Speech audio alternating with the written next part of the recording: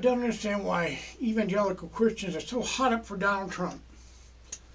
It's safe to say the last time he went to a church, the roof almost fell in.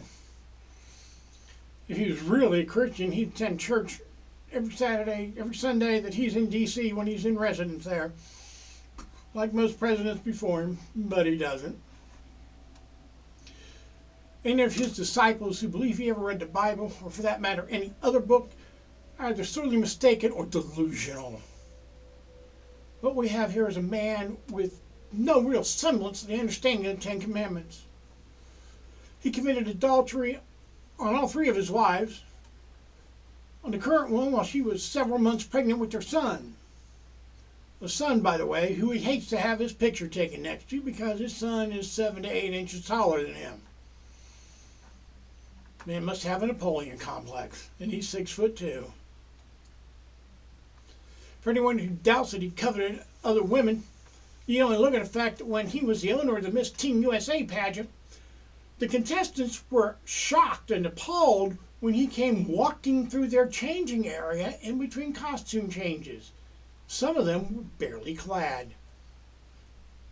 He not only covets other women, he's a damn pervert.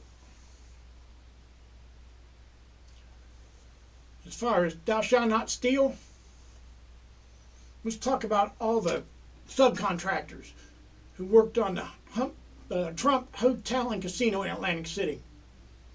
He never paid them. When he took him to court, he used his high dollars and high fancy lawyers to get continuances and every other legal move they could think of until the poor contractors went bankrupt and just had to drop the case because they couldn't afford to carry it on anymore. In the legal world, that's called theft of service. How does he keep holy the Sabbath? Well, it's not by attending church, unless his church is at any of the many golf courses and country clubs that bear his name. I guess he worships there, God to the 19th hole. And false witness? Oh, God, he bears false witness like it's the only commandment he understands. But he forgot that part about do not. One example, he portrayed recently the Capitol events on January 6, 2021 as a day of love. A day of love which amounted to several deaths, over $1 million worth of damage to the Capitol building, and forced all of Congress and the Vice President to flee to an underground bunker designed to withstand a nuclear attack. That's a day of love, but one of love for the Constitution, that's for damn sure. He says his opponent's a Marxist. Well, Kamala Harris is not a Marxist in any way, shape, or form. I've read the Communist Manifesto, just under the heading of Know Thy Enemy. She's not a Marxist. He says she suddenly became black. Okay, she's 59 years old. She suddenly became black in her early 20s, teens, when she joined a black sorority at Berkeley. Yeah, she just now acknowledged her ethnicity, Donald. Over 30 years ago, and probably more before that. The only thing he's ever worshipped is the almighty dollar and nothing else. To say that he doesn't ignores the fact that he's overinflated the worth of his holdings to get favorable bank rates, and then, when he couldn't afford to pay the loans on time, filed bankruptcy, restructured, and cost the banks millions of dollars in interest that he should have paid but chose not to. Evidence of false idolatry? Well, oh my God. One only needs to look at all the huge hotels, casinos, golf courses that have his names in huge letters on them. His false idol is himself.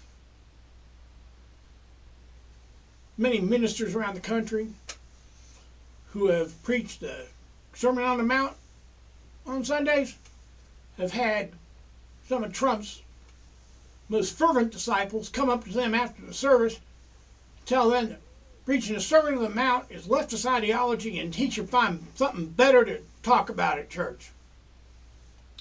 Sermon on the Mount spells out the basic tenets of Christianity.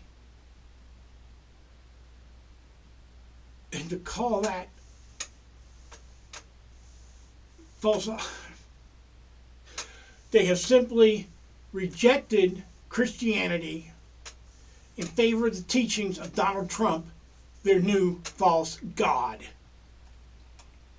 The First Amendment allows people to gather and worship in the way they see fit. For Trump tell evangelicals that all they have to do is to vote for him in this election and he'll never have to vote again is either a lie or evil foreboding.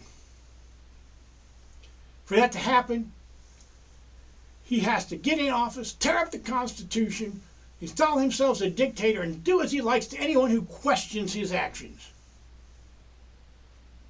We've seen that in other countries with dictators, where any cleric, reverend, priest, or whomever who opposed the government or the dictator's government was made to disappear, never to be seen again. And their congregations were scattered to the winds and the leaders arrested.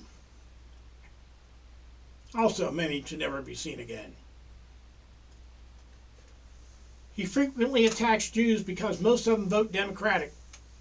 He insinuates that they should be brought around to see his way of doing things. In doing so, he attacks the religion from which Christianity sprang. He attacks Muslims for simply being Muslim. He's called them enemies in the United States and lumped all Muslims together. Well, Donald, there's a large population of Muslims in this country, and they came here to get away from the terrorists, the radical clerics, and the strife in their home countries so that they could raise their family and worship in peace. That such a man should even be considered as a candidate for the highest office in the land is dismaying, to say the least, and far more than chilling, to say the most.